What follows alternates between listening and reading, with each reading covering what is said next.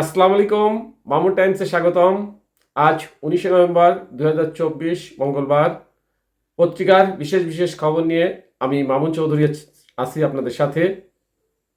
সর্বপ্রথম ইত্তেফাকের মেইন খবর, সাবেক খাদ্যমন্ত্রী কামরুল ইসলাম গ্রেপ্তার। এরপরে আছে প্রথম আলো মেইন হেডিং করেছেন, নির্বাচনে আওয়ামী লীগের অংশগ্রহণ নিয়ে ডক্টর ইউনূস, আমরা রাজনৈতিক দলের বিষয়ে সিদ্ধান্ত নিতে চাইনি। এরপর আছে ভোরের কাগজের মেইন শিরোনাম, ভারত থেকে রাজনৈতিক কর্মকাণ্ড চালিয়ে যাচ্ছেন শেখ হাসিনা প্রধান উপদেষ্টা। নেক্সট আছে যুগান্তরের শিরোনাম, ঢাকা ইসলামাবাদ সমুদ্র যোগাযোগ ভারতের উপর কি প্রভাব পড়বে। নেক্সট আছে জনকণ্ঠ মেইন হেডিং করেছে, সরকারি চাকরিতে আবেদনের বয়স 32 বছর করে প্রজ্ঞাপন জারি। নেক্সট আছে ইনক্লাব মেইন হেডিং করছে, খুনিদের বিচার শুরু। নেক্সট আছে আমাদের সময় মেইন শিরোনাম, হাসিনা ভারত থেকে তার রাজনৈতিক কর্মকাণ্ড চালিয়ে যাচ্ছেন ডক্টর মোহাম্মদ ইউনূস। তারপর নেক্সট আছে নয়া দিগন্ত মেইন হেডিং করেছে, সাবেক খাদ্যমন্ত্রী কামরুল ইসলাম গ্রেপ্তার। এরপর আছে যাই দিনের প্রধান শিরোনাম, ট্রাইব্যুনালের কাঠগড়ায় সাবেক মন্ত্রী উপদেষ্টা সহ 13 জন। নেক্সট আছে সমকালের মেইন শিরোনাম, সাবেক খাদ্যমন্ত্রী কামরুল ইসলাম আটক।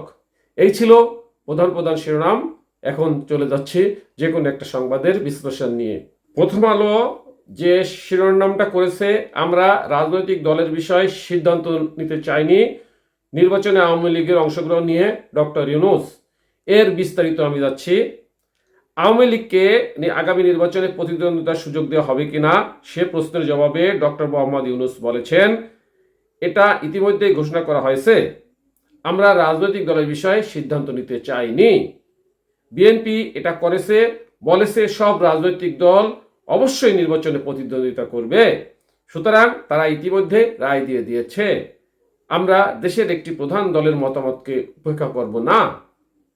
তাহলে আওয়ামী লীগের নির্বাচনে প্রতিদ্বন্দ্বিতা নিয়ে আপনার আপত্তি নেই, সে প্রশ্নের জবাবে ডক্টর মোহাম্মদ ইউনূস বলেন, কোনো একটি দল বা আরেকটি দলকে বেছে নেওয়ার জন্য আমি কোনো রাজনৈতিক ব্যক্তি নই, আমি রাজনৈতিকদের আকাঙ্ক্ষাকে বাস্তবে রূপ দিতে সহায়তা করছি।